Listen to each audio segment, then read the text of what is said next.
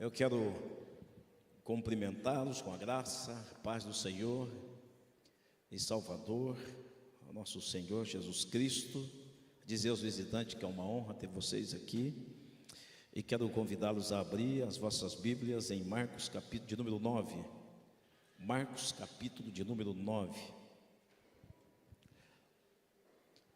Essa é a nossa primeira reunião. À noite nós estamos aqui às 19 horas. Como a pastora Mira já disse, algumas pessoas estarão aqui antes, às 18, eu estarei aqui também às 18, orando por vocês.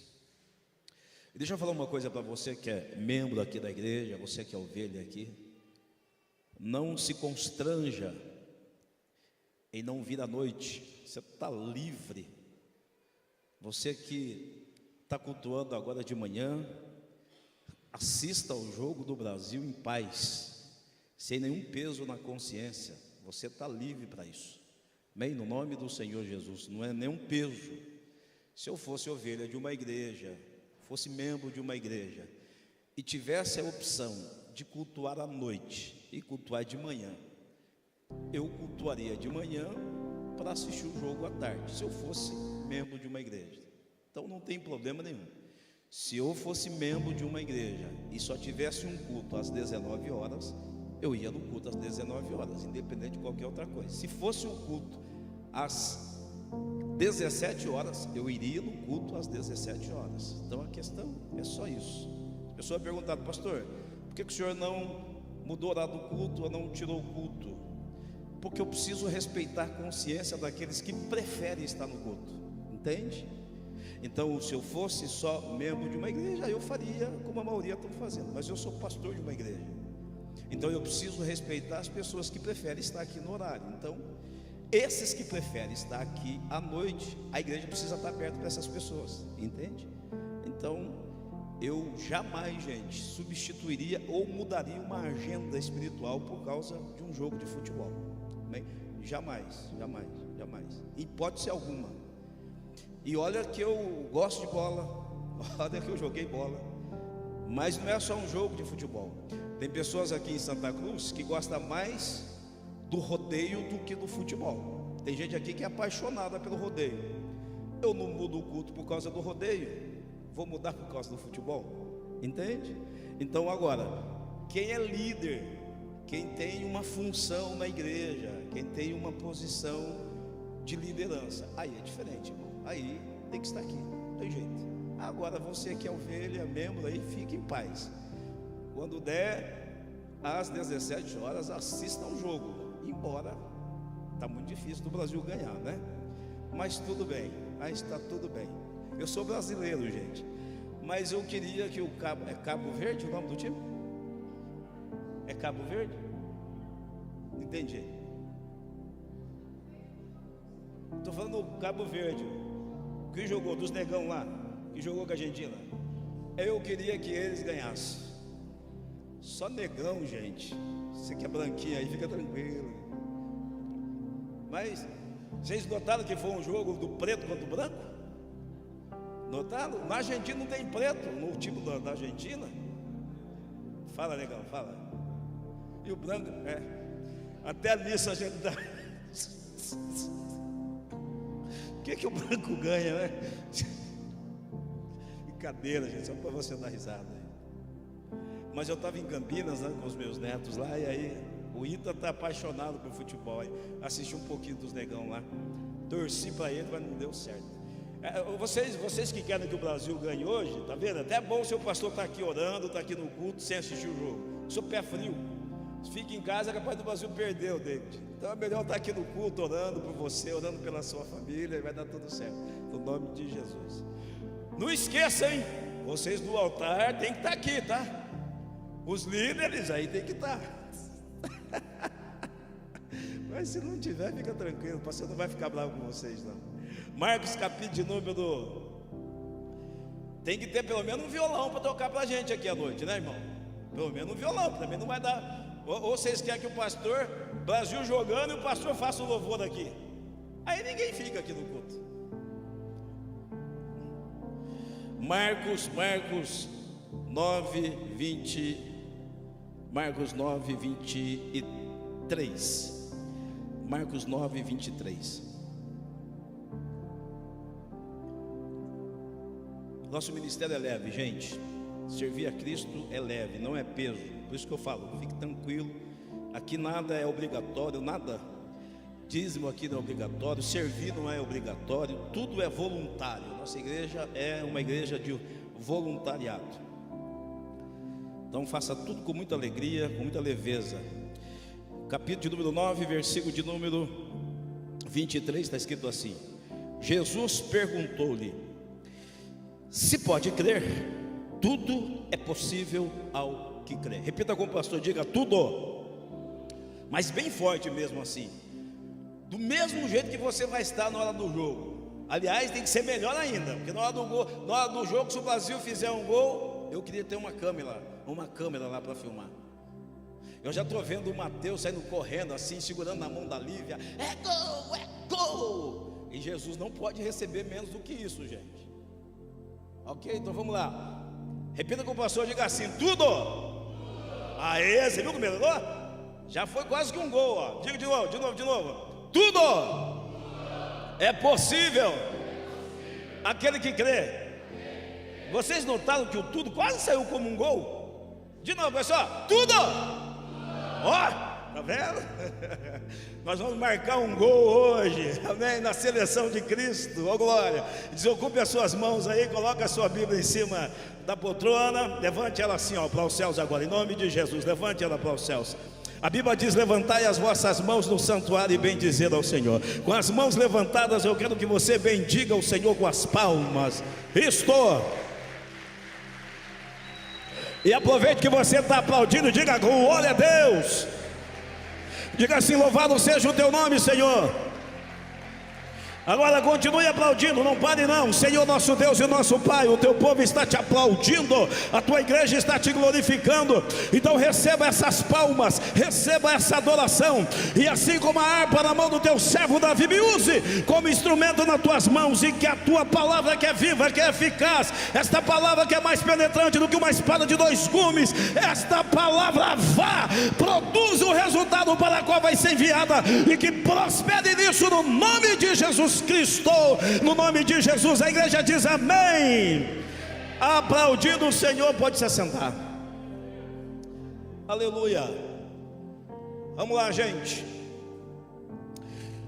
Essa passagem é bastante conhecida. Trata-se de um pai que tinha um filho lunático, um filho que tinha problemas espirituais sérios. E esse homem vai até Jesus para que houvesse uma libertação. A princípio, Jesus não estava presente, e ele então entrega o seu filho para os discípulos de Jesus, para que os mesmos pudessem estar orando por esse menino.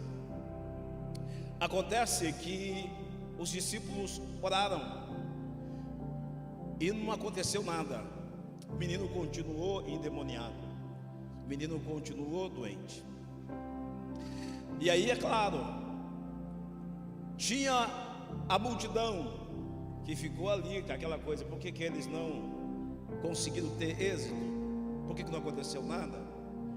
Tinha lá os fariseus que já vêm com as críticas, os religiosos. E aí Jesus chega até o ambiente, e aí o pai leva o menino até Jesus e diz: olha, o meu filho tem um problema sério, ele é um lunático. O demônio entra nele, despedaça ele espuma pela boca. É algo terrível que acontece com o meu filho. Nesse inteirinho, o pastor não está dando os detalhes. Jesus vai puxar a orelha daquela geração, chamando-os de uma geração meio que incrédula,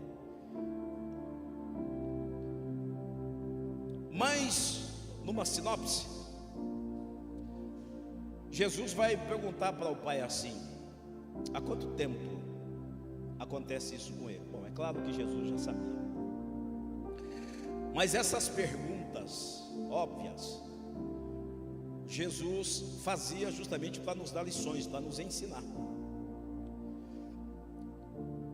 O pai do menino diz assim: desde a sua infância, ou seja, desde quando ele era bem criancinha, já começou a dar os seus primeiros passos, eu já estou vivenciando isso com meu filho. E um detalhe, não é só a questão do meu filho espumar pela boca, cair no chão, ainda tem mais. Na medida que ele já estava andando, o pastor está conjecturando para ficar mais fácil para vocês entenderem. Sabe o que o demônio fazia? Jogava ele no fogo. Ou seja, nas noites frias de Jerusalém, e que era comum se ter uma fogueira para aquecer, esse pai não podia chegar com o filho, porque o que acontecia? O demônio pegava o menino e tentava jogar o menino no fogo. Fosse num contexto como hoje, nas festas juninas, não dava para levar o menino não podia participar, porque geralmente tem uma fogueira. Na do Anderson esse ano não teve, porque choveu, né? Mas senão ia ter uma fogueirinha lá, né, Anderson? Mas não só isso, durante o dia, aquele calor de quase 50 graus em Jerusalém, o pai não podia levar ele no lago de Genezaré para tomar um banho. Por quê? Se ele estivesse perto da água, o demônio queria matá-lo afogado. Olha que terrível. Não podia estar perto de fogo e não podia estar perto de água, porque o demônio queria matar o menino. Aí o pai vai jogar uma pergunta para Jesus, vai dizer assim: eu pedi para os seus discípulos fazer alguma coisa, orar por ele, libertá-lo, mas não conseguiram. Se tu podes me ajudar. Jesus vai devolver a pergunta. Se tu podes crer. Tudo é possível ao que crê.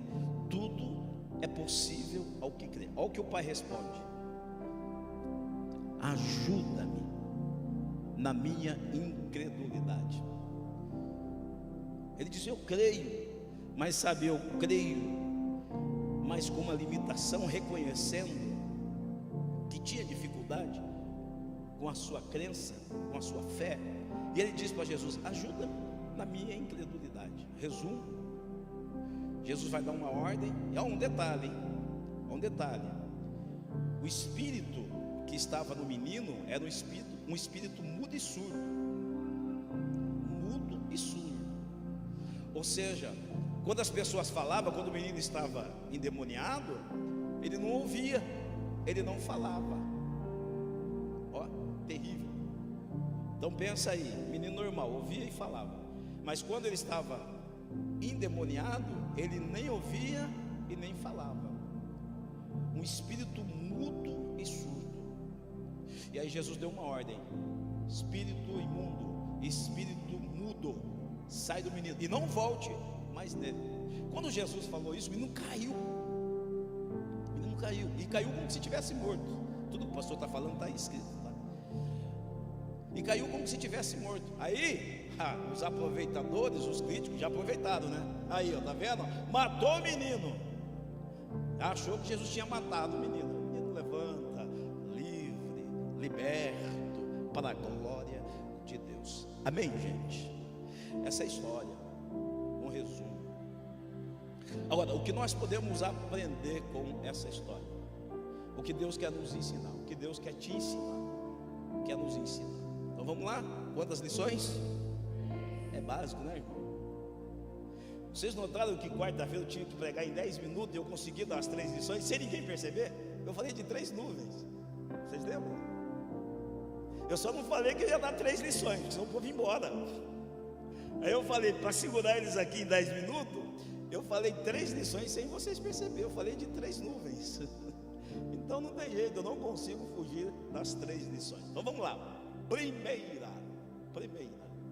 Primeira coisa que a gente precisa entender aqui, aprendendo com essa história. Ó, esse pai tinha discernimento para saber o que era físico e o que era espiritual. E isso aqui fez toda a diferença. Fez toda a diferença.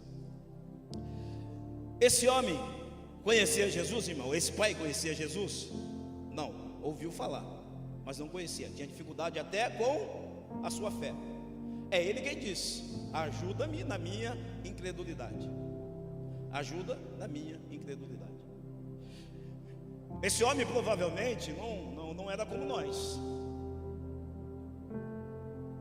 Estamos numa igreja, sendo ministrado, aprendendo. Esse homem não tinha experiências com o transcendente de forma pessoal. Não tinha. Esse homem ainda não tinha essa experiência com Cristo. Ele não recebeu nele uma manifestação de Deus de uma forma visível, transcendente, espiritual. Mas esse homem tinha percepções. E ele percebeu que o que acontecia com o filho dele não era físico, que não tinha a ver com a ciência explicável. Ele teve discernimento. E por que é importante a gente entender isso aqui? Porque ele poderia dizer, como muitos, quando estão vivendo uma situação espiritual e não entendem, poderia dizer assim, ó, epilepsia. Porque quando alguém tem um ataque epilético, espuma. Alguém já viu alguém tendo epilepsia? Alguém já viu? Eu tinha um amigo de infância que, andando de bicicleta, dava epilepsia nele e ele caía. Dava crise, ele caía e ficava estribuchando, espumando. Então tinha que tomar muito cuidado com esse nosso amigo. Sempre tinha alguém observando ele, porque não avisava. Em qualquer ambiente podia dar.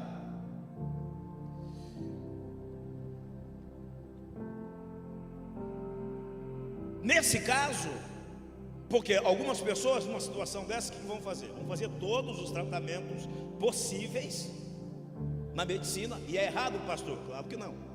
Tem que fazer mesmo. Agora, não dá para desassociar totalmente essas coisas do mundo espiritual. Então, esse homem poderia fazer como alguns fazem. Vai levar para benzer, vai levar para fazer trabalhos, vai levar para os médicos, para os psicólogos, para os psicanalistas, o psiquiatra e por aí vai. Mas muitos não têm essa percepção. Isso aqui é demônio. Isso aqui é demônio.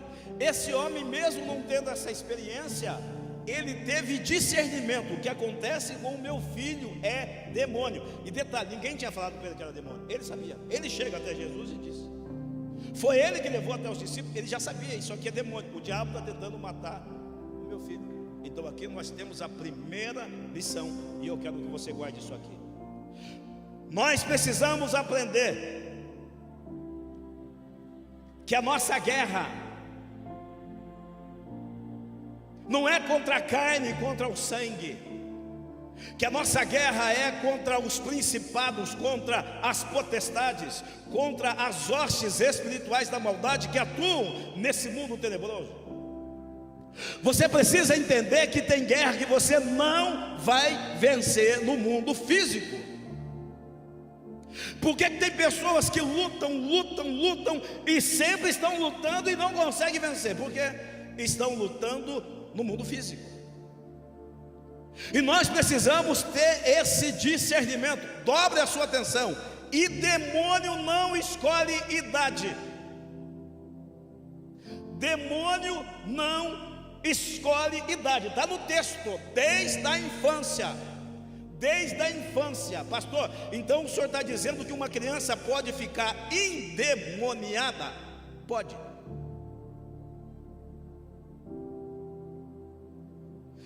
Então agora a ciência evoluiu.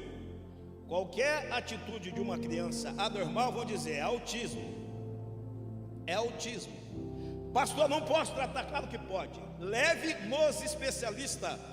Mas não se esqueça, vamos orar por essa criança. Precisa orar. Tem criança que tem comportamento que não é só físico. Você precisa entender, porque senão você vai achar tudo numa patologia. E tem coisa que é espiritual. E aí o que acontece? Os pais vão tratando da criança. E pelo amor de Jesus Cristo, vou repetir para você não me entender mal. Não diga que eu não disse o que eu disse e que eu disse o que eu não disse. Ou que eu não disse o que eu disse e que eu disse o que eu não disse. E aí você ficou assim, sem entender o que o senhor disse na verdade. Vou explicar agora. Vou explicar agora. Eu quero te dizer que você pode cuidar do seu filho da medicina, leva para os profissionais, senão você vai achar que o pastor está dizendo tudo é espiritual. Não. Não é. Mas você precisa entender, tem coisa que o psicólogo não vai resolver. Você vai pagar 500 pau lá numa consulta com o psicólogo, 500, como aconteceu comigo esses dias aqui. Uma pessoa da igreja com problema sério, relacional, namoro, crise, pensando até se matar, pagou 500 em 45 minutos com o psicólogo. Depois sentou comigo, demorou um pouco mais, ficamos quase 2 horas, porque o pastor fala, né? Mas ele falou assim: pastor, por que eu não vim aqui antes? Foi tão melhor falar com o senhor entendeu, o senhor falou tudo, o psicólogo não entendeu. Eu falei: rapaz, é de graça ainda. Você vai ficar gastando. Eu estou falando de uma consulta. Tem gente que faz tratamento de anos, de uma consulta. Mas tem gente que passa com psicólogo durante anos. E uma conversa com o pastor, uma oração, um direcionamento muda. Por quê? Porque não é sobre o pastor, é sobre a palavra de Deus na boca do pastor. E pode ser da pastora, pode ser de um líder, é diferente. E aí tem gente que está tratando algumas coisas há anos e não consegue resolver. Mas aí uma palavra, irmão, olha a diferença de você servir a Deus e não servir a Deus. Com Deus, lá você vai ter que gastar muito, você vai ter que gastar tempo, e às vezes é enganado as pessoas. Com Deus, basta uma palavra e a tua vida muda. Uma palavra, e a sua vida é transformada.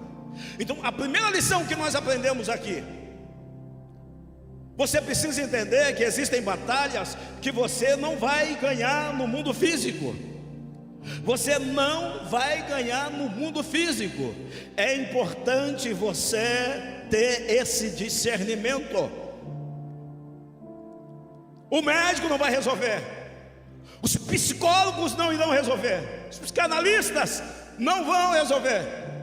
E vai colocando aí todos os profissionais da área, e repito, são importantes, mas tem coisa que é só Jesus que pode resolver. Então levante as suas mãos, que eu quero liberar essa palavra para o teu coração. Talvez você está enfrentando algo semelhante. Você está vivendo aquela crise emocional, não consegue dar certo no namoro, no relacionamento, no casamento. Você se sente uma mulher assim: nada para mim está dando certo, ou um homem assim: tudo que eu faço dá errado. Eu preciso passar por um psicólogo, eu preciso procurar um profissional. Assim te diz o Senhor: leve até Jesus, e Jesus vai resolver esse problema. Tira da área física e leve na área espiritual, e Jesus vai solucionar esse problema. Você vai vencer essa guerra no mundo do espírito. Quantos recebem isso? Aplauda ao Senhor. A nossa milícia, a nossa luta, nós não vencemos com as armas da carne.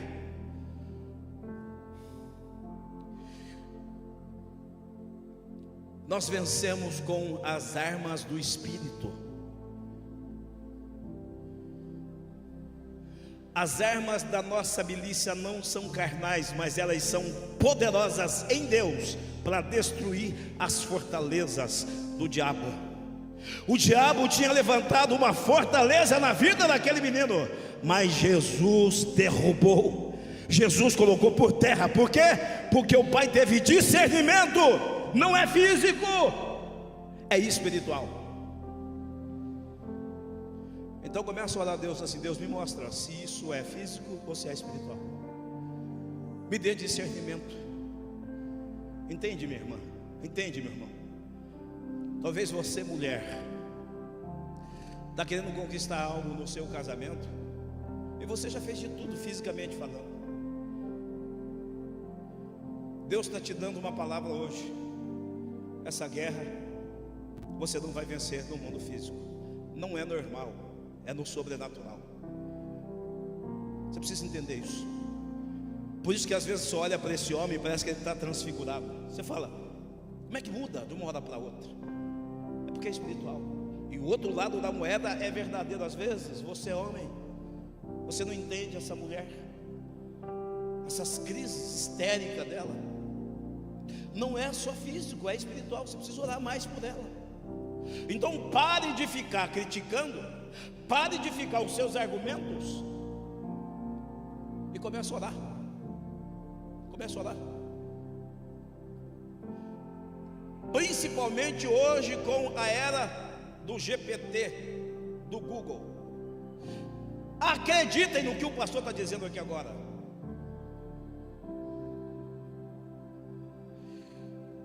Principalmente vocês, viu, mulheres? O número é maior do lado feminino.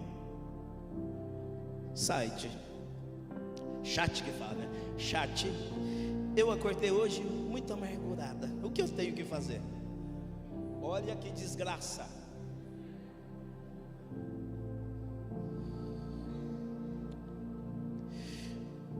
O chat. Eu comi muita banana hoje, muita maçã, e eu estou me sentindo assim meio fraquinha. Qual é a comida que eu tenho que comer agora para suprir? Lá vai e fala certinho o chat. Tudo o chat fala. E aí olha como é diabólico o negócio. Antes colocava no Facebook. O Facebook virou o confessionário. Colocava no Facebook só para ver alguém colocar uma carinha: oi amiga, ai, Deus vai te dar saída. Ô amiga, estamos no Facebook. Instagram, aí tem tantos sites aí, tanta redes sociais que eu nem vou perder tempo para falar.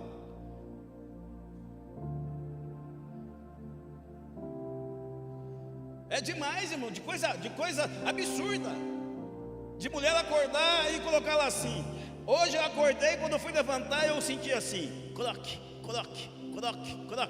Descobri que estou crocante. Mas para que colocar?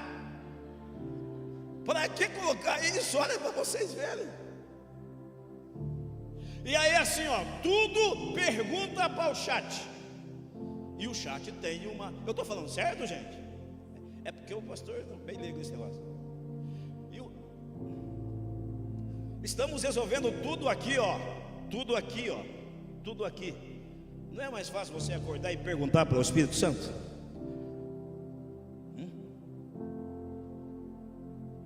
Não é mais fácil você fazer como virou best-seller, o livro do Benihim? Bom dia, Espírito Santo. Bom dia, Espírito Santo. Como vai ser nosso dia hoje? Onde vamos? Onde o Senhor quer me levar? Bom dia, Espírito Santo. Já vai para os 3 já. Já começa assim: bom dia, meu Deus. Bom dia, meu amigo Jesus.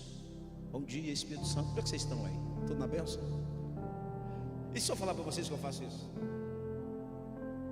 Pode me chamar de louco, mas eu saio da minha casa, tem um quintal grande lá, olho para os céus e... bom dia, meu Deus. Bom dia, meu amigo Jesus, bom dia, bom dia. Bom dia, Espírito Santo. E aí eu começo a orar.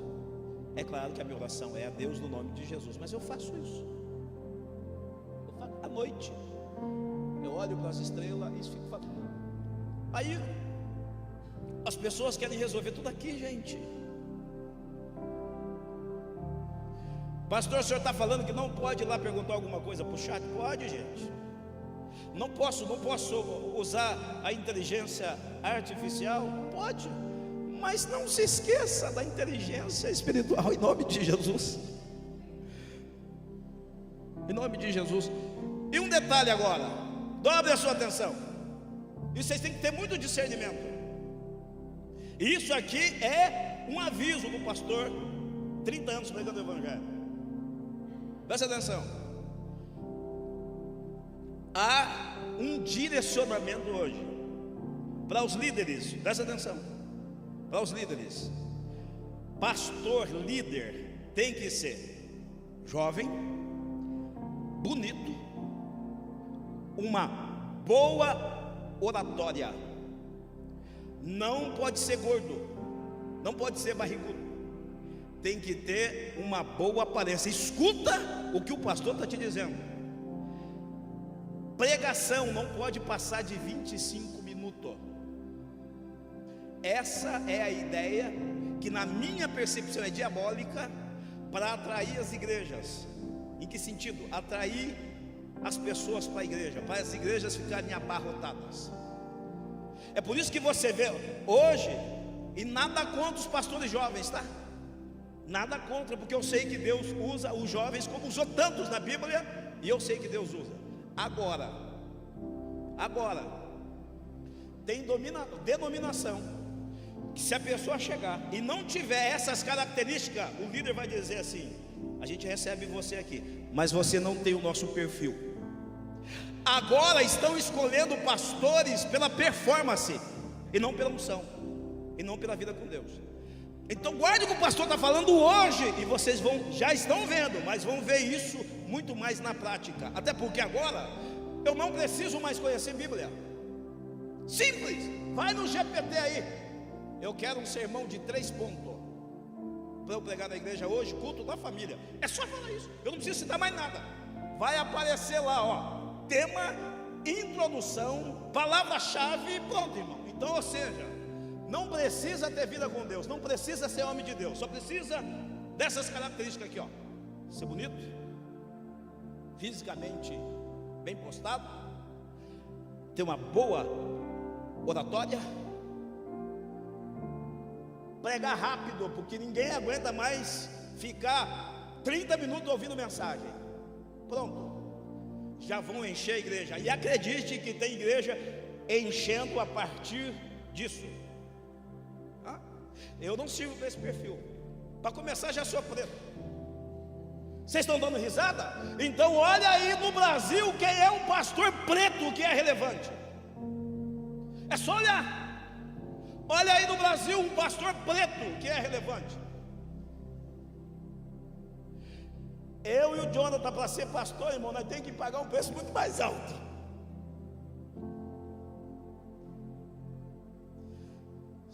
Há discriminação e sim, há racismo sim.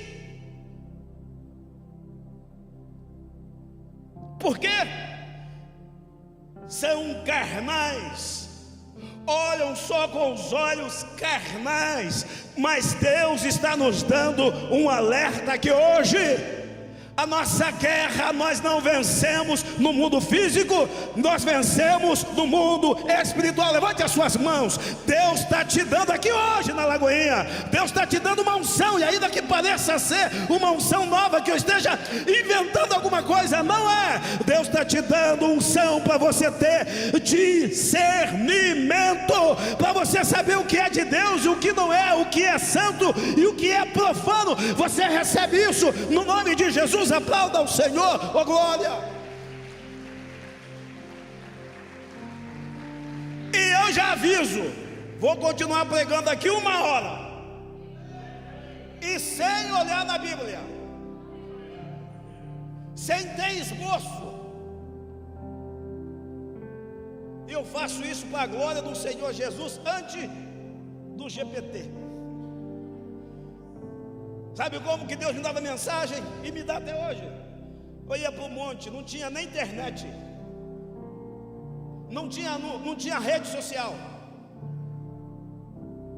Para achar uma fita na época, do pastor Gilmar Santos, na época, dava trabalho em 1990. Fita, Anderson, fita. E você tinha que prestar muita atenção no que ele estava falando ainda, porque senão você não conseguia ouvir direito, porque a qualidade não era boa. Então as pessoas estão lidando com as coisas só no mundo natural. Esse pai, ele teve discernimento. Isso é demônio. Isso é demônio. E é uma coisa que eu peço para Deus, irmão. Eu comecei numa igreja que toda sexta-feira o obreiro não podia ir no culto sem estar em jejum. Eu tinha que parar na meia-noite da quinta-feira, quando estava virando para a sexta, meia-noite, sem comer nada. E eu ia da meia-noite até a sexta-feira, na hora do culto, sem nada no estômago. Por quê? Porque ia se manifestar demônio, manifestava mesmo. Pastor Marco, meu pastor, não tinha uma sexta-feira que não tinha uma fila enorme de gente por lá. E caía, irmão, e caía. Mas meu pastor me ensinou: Fernando, você precisa aprender algumas coisas. A primeira, você precisa saber quando é demônio e quando é só o homem. Porque tem manifestação do demônio? Tem, mas tem manifestação só da carne. Pessoas que querem dar um show. Acontecia muito nesse contexto. A mulher às vezes não tinha atenção do marido, até se produzia para o marido, e o marido não ligava. Aí chegava na igreja, dava uma que estava endemoniada, estava cheia de pombagira, e começava a arrancar roupa no culto. Ou seja, ninguém vê em casa, lá na igreja alguém vai ver. Verdade. E o pastor Marcos me ensinou: tem carne e tem demônio, mas na igreja também tem carnônio. Eu falo: o que é, pastor? Mistura de carne com demônio. Então, verdade. Eu tenho uma experiência assim. O rapaz entrou no culto, eu estava pregando, e ele começou a gritar lá. E gritava, dava mais glória, mais alto do que os irmãos da igreja. Aí, não concordo, pastor. E dava uma de que estava bêbado. Aí eu falei para os irmãos assim: faz o seguinte, Valmir, era o meu obreiro, pega uma mangueira lá com água bem forte, dá um banho nesse rapaz. Porque se for demônio não tem problema, demônio vai gostar da água. Mas se for cachaça, vai sair agora. O cara, e o meu obreiro era um negão forte, igual o Jonathan assim. Para encarar aquele negão só se fosse demônio, irmão, senão não encarava. Olha o cara, querendo atrapalhar o culto. Você já viu alguém ir na igreja católica? Pelo amor de Jesus Cristo, nada contra os católicos. Chega lá e dá uma de demoniado para atrapalhar a missa católica? Não, por quê? Porque se fizer, alguém pega ele lá fora e Mas na igreja evangélica eles vêm, porque eles falam assim: os crentes são povos, os crentes não vão fazer nada. Nós precisamos ter discernimento na igreja, irmão. Se for demônio, traz aqui, vamos orar e vamos expulsar. Mas se for carne, a gente precisa tratar de uma outra forma. Não estou falando que vamos agredir, não vamos fazer nada disso, mas a gente precisa ter discernimento. Eu estou só pavimentando para te mostrar que tem coisa que é espiritual, não é carnal, e tem coisa que é carnal, e a gente precisa ter o discernimento. Então o que nós aprendemos com esse homem aqui? Primeiro, ele tinha o quê? Discernimento. Segundo, o que ele respondeu para Jesus quando Jesus pergunta: há quanto tempo ele está assim? O que o pai responde? Desde a sua mocidade. Então fazia desde a sua mocidade. Então fazia um tempo que esse pai estava lutando com o filho. Então aqui nós temos a segunda lição. Presta muita atenção. Primeiro, você precisa ter discernimento para saber o que é de Deus e o que é do diabo, o que é físico e o que é espiritual. Você precisa saber que existem batalhas que a gente não vence no mundo físico, é uma batalha espiritual. Segunda coisa que vocês precisam aprender com esse homem: fazia muito tempo que ele estava lutando pelo filho. Sabe o que isso significa?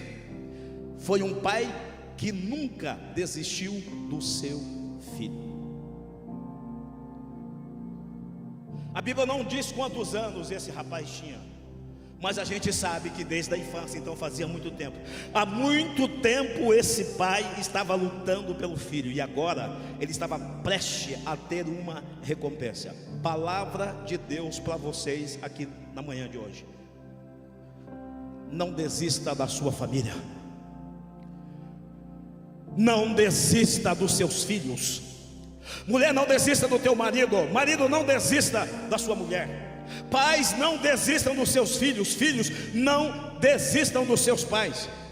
Igreja, no nome de Jesus, nós precisamos ser pessoas indesistíveis. Nós não podemos jogar a toalha, porque tem vitória que nós vamos alcançar rapidamente, mas tem vitória que vai levar tempo. Mas no tempo Deus está trabalhando para nos dar a vitória. Levante as suas mãos assim, para o pastor liberar esta palavra profética para a tua vida.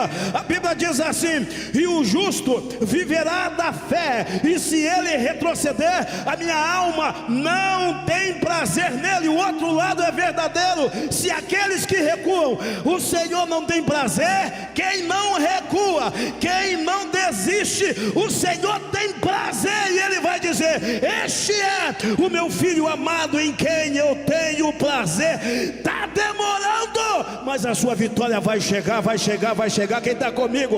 Vai chegar, vai chegar. Não desista, não desista, não desista, não desista. Aí você está aí: pastor, mas eu estou orando há tanto tempo. Pastor, eu estou orando há tanto tempo. Não desista. É por que demora? É porque 1000 anos para Deus é como se fosse um dia. O teu tempo, o meu tempo é o cronos. Deus trabalha no kairos, no tempo dele. E pode ter certeza, no tempo dele vai ser muito melhor do que no seu tempo. Me ajuda a pregar e vira para a pessoa que está nos lado, diga assim: ó, no tempo dele vai ser muito melhor que no seu tempo.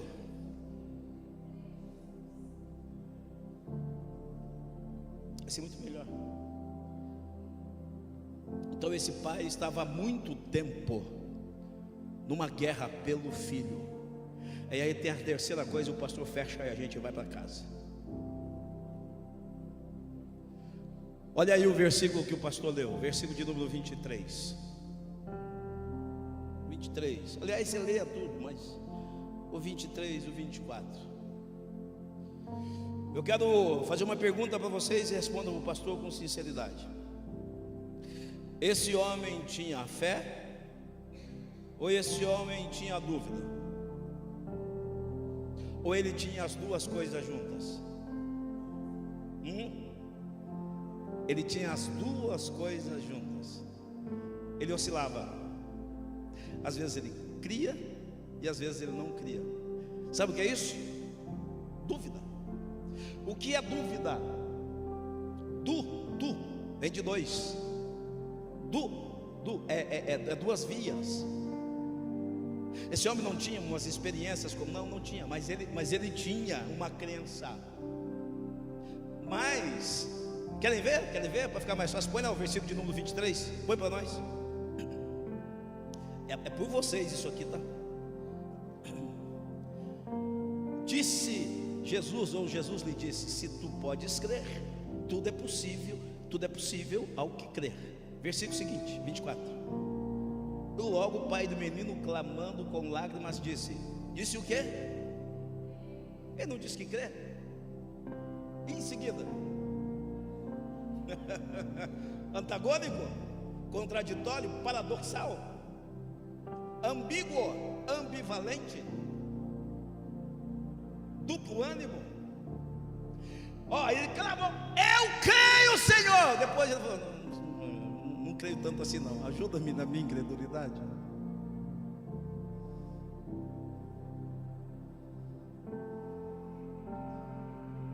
Ô Anderson, amanhã, segunda-feira, vai aparecer uma carreta na sua casa que Jesus vai mandar. Aí enquanto eu estou pregando, o Anderson dá um pulo aqui e fala assim: não, eu creio, pastor. Se for o Anderson, eu creio de alma. Aí quando acabar o culto, o Anderson fala: será? Estou só dando um exemplo, né? O pastor, acaba o culto, ele vem: pastor, o senhor falou, mas o senhor tem certeza? O senhor tem algum sinal? O senhor tem algum sinal? Alguém falou alguma coisa para o senhor que eu não saiba? É mais ou menos isso. De pronto, ele diz: eu creio. Mas depois ele vai dizer: ô Senhor, ajuda-me na minha incredulidade. E Jesus gostou disso. Pergunta assim: por que, pastor? Eu só termino para você ir para cá, já se preparar para o futebol, se você falar com gosto, hein? Tem que ser da altura do gol, combinado? 1, 2, 3. Ó, tá vendo? Falou do gol, Jonathan, você viu? Tem gente aqui que vai me mandar até um WhatsApp hoje gritando: gol, pastor! De novo, para a gente terminar. 1, 2, 3. Guarde isso aqui, que isso aqui é muito importante para você, para mim e para nós. Porque esse homem transformou dúvida em oração. É só você olhar o texto. Ele tinha dúvida, sim ou não? Como você às vezes, como eu às vezes. Pastor Fernando, o senhor às vezes tem dúvida? Eu tenho. Não sou um homem que vive duvidando, mas às vezes o meu homem interior fala, e eu tenho que matar ele. Ou você acha que tem crente aqui na igreja que não dá vontade de eu desistir de orar? Por que você olhou para mim? Não, de você eu não desisto, rapaz. Você acha que às vezes eu vou tentando, eu aconselho, eu falo. E agora, você acha que eu não fico pensando assim, quer saber? Para eu não falar assim: Jesus mata, eu falo, eu vou abrir mão. Aí depois eu falo: não posso. Oxe, Jesus colocou aqui para me treinar também. Estou aprendendo com ela, estou aprendendo com ele. Não tem um propósito em tudo isso. Às vezes eu tenho dúvida. Qual é a diferença, irmão? E olha, quem me conhece aqui sabe o que eu estou falando. E olha que eu sou homem que conhece a aflição. Eu já passei muitas situações dificílimas da minha vida, mas eu aprendi uma coisa e quero ensinar vocês aqui agora. Espero que vocês levem para toda a vida de vocês. O problema não é você duvidar. O problema é quando você faz da sua dúvida uma murmuração. Você sabe o que você tem que aprender? Faça da sua dúvida uma oração. E está no texto. Está no texto. Eu creio, Senhor. Duvidou. Eu creio, mas ao mesmo tempo ele começou a sentir dúvida. Aí o que ele fez? Ao invés de murmurar, ele falou: ajuda-me na minha incredulidade. O que é isso? Pedindo para Jesus ajudar ele por causa da sua incredulidade. Ele fez da sua dúvida uma oração. E quando você faz da sua dúvida uma oração, não há impossível para você. Tudo é possível aquele que crê. Levante as suas mãos para o pastor liberar essa palavra para o teu coração. É possível esse endemoniado ser liberto. É possível você terminar essa faculdade. É possível esse sonho. É possível essa esterilidade acabar e o filho vir. É possível nascer um filho de uma estéril. É possível a cura de um câncer terminal. É possível. O mundo pode dizer é impossível, mas Deus está dizendo é possível.